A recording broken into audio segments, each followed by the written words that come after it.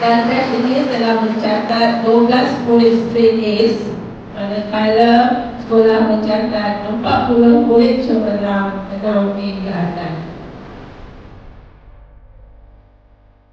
Walaupun menghadapi sebarang kesukaran dalam pelajaran, kita tetap perlu berusaha dan fokus untuk mencapai apa yang kita inginkan. Set niat belajar tu jangan sebab nak jawab SPM semata-mata lah. Korang kena set niat tu nak belajar.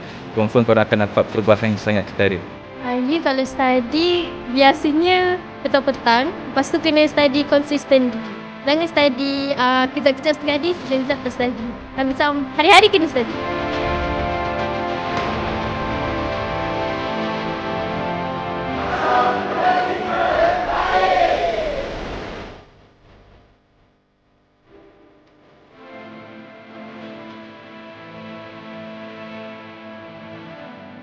Make sure you don't do anything last minute because it will delay your progress.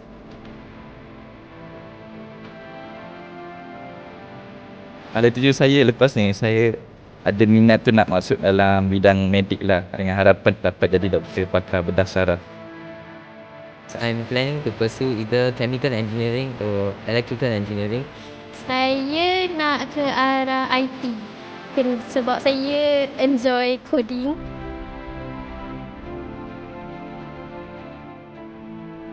Sebenarnya tiada apa-apa pun yang mustahil kalau kita meletakkan usaha yang cukup dan konsisten.